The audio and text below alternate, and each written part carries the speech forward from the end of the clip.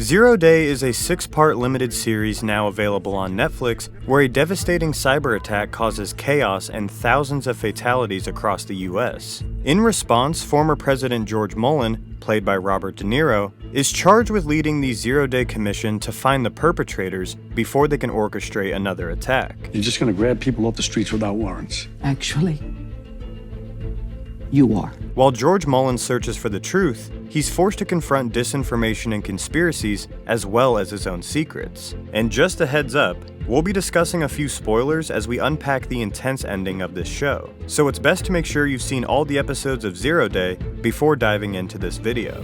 As George Mullen is tasked with the Zero Day Commission by President Evelyn Mitchell, he's met with opposition from his daughter, Congresswoman Alexandra Mullen, played by Lizzie Kaplan, who takes issue with the commission's methods for uncovering the truth.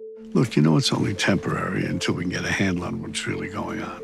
Said every would-be dictator who ever grabbed power.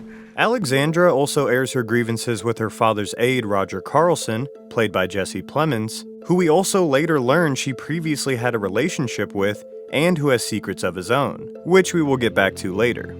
If he goes back now, they will bury him. All the while, George Mullen is also battling his own demons. Unbeknownst to everyone else, he's begun to hear the same song, Who Killed Bambi, even when it isn't playing. This, along with things like seemingly hallucinating a house manager who worked for him years ago, has him and us questioning whether he's lost his grip on reality or if there are other forces at play. More specifically, a neurological weapon called Proteus.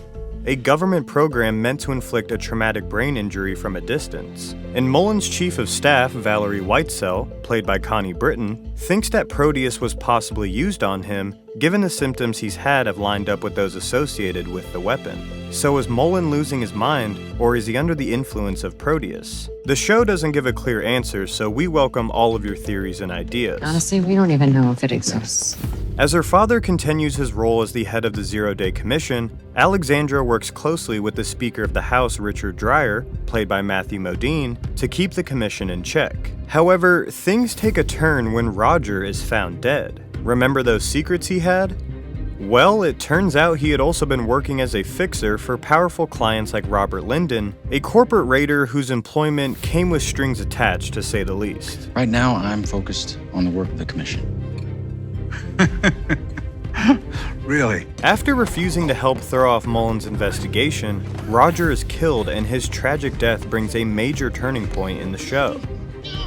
A radio is found at his home alongside a note addressed to Boss, and this brings Mullen a step closer to the Zero Day perpetrators by allowing him and his team to communicate with them based on codes that Roger left behind in his note. All of this comes to a head with a shocking twist as we're clued into Alexandra's role in the Zero Day attack. The moment comes amid a conversation with Dreyer when she takes out a radio, one that looks just like the one uncovered at Roger's home. Yup, Alexandra was a part of the group inside the US government that orchestrated the Zero Day attack. As she wrestles with guilt, urging Dreyer and the rest of the perpetrators to come clean about their involvement, they refuse and another Zero Day attack occurs. Alex! Before she can confess to her parents, her father, George Mullen, unexpectedly shows up at her home, having already figured out her involvement. You wanted to tell me something, but I can't imagine anything that makes sense to me now.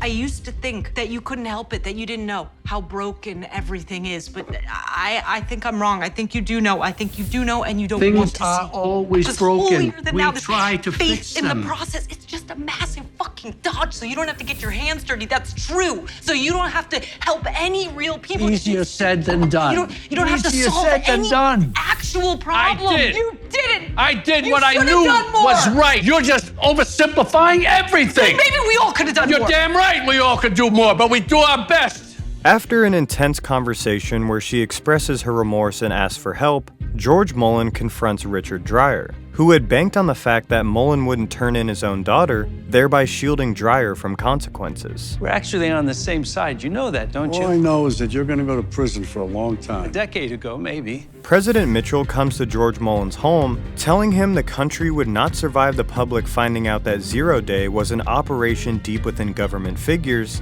and that they have an obligation to protect the American people by bearing the burden of the truth on their own. The public finds out how deep this really went.